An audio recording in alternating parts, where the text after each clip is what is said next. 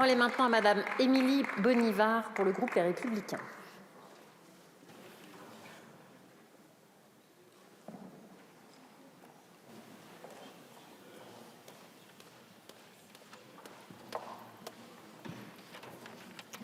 Madame la Présidente, Madame la Ministre, Monsieur le Président, Monsieur le rapporteur, chers collègues, je ne sais pas si vous l'avez lu, mais moi j'ai lu et été fortement marquée par un roman de Delphine de Vigan qui s'appelle « Les enfants sont rois ».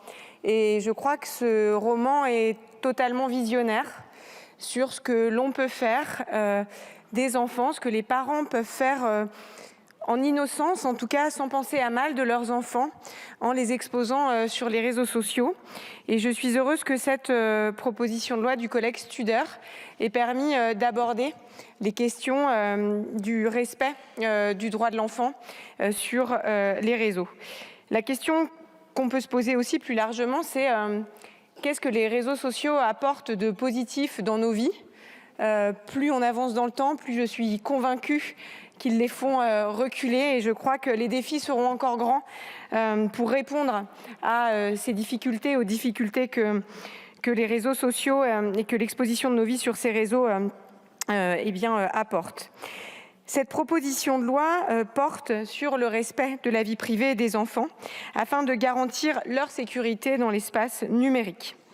Cela est consacré par l'article 16 de la Convention internationale des droits de l'enfant. Et ce principe doit être renforcé par une meilleure régulation du numérique.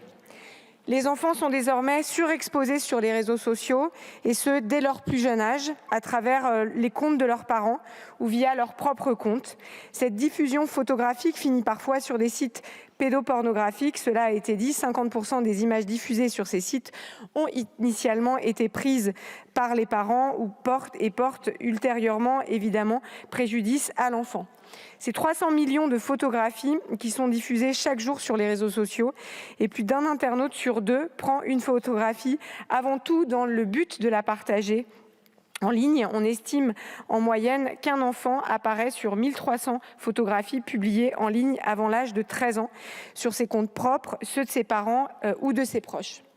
La publication sur les comptes des parents de contenus relatifs à leurs enfants constitue aussi ainsi aujourd'hui l'un des principaux risques d'atteinte à la vie privée des mineurs pour deux raisons.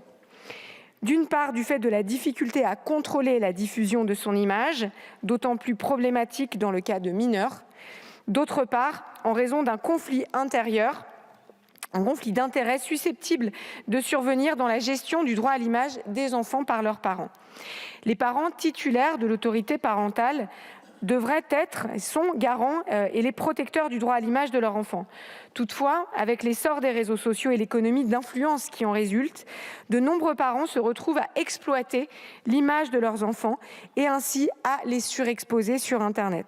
Cette exploitation donne parfois lieu à des séquences humiliantes, dégradantes ou néfastes pour l'enfant. Comme le souligne la défenseure des droits, Madame Claire Hédon, et le défenseur des enfants, Monsieur Éric Delmar, dans leur rapport annuel sur la protection des droits des enfants, les violations du droit à l'image des enfants, composant du droit au respect de leur vie privée, restent en pratique communément admises. Ce texte vise donc à privilégier l'impératif de l'intimité face à la tentation de la viralité afin de protéger la vie privée de l'enfant. Dans la continuité de la loi enfants influenceurs, qui ne concerne qu'une infime partie des enfants exposés, cette proposition propose 4 articles afin de protéger la vie privée des enfants de manière pédagogique. Le groupe Les Républicains y est donc favorable, mais avec toutefois une limite, c'est qu'on a le sentiment que cette loi n'aura pas d'impact réel. C'est une loi finalement d'appel, en tout cas à nos concitoyens, une loi qui vise à faire prendre conscience, à faire modifier des pratiques, mais malheureusement nous doutons qu'elle ait une modification et un impact réel sur les comportements potentiellement des parents et sur la protection réelle de la mise en ligne des enfants. En tout cas, elle a le mérite d'exister. Nous la voterons, c'est un premier pas.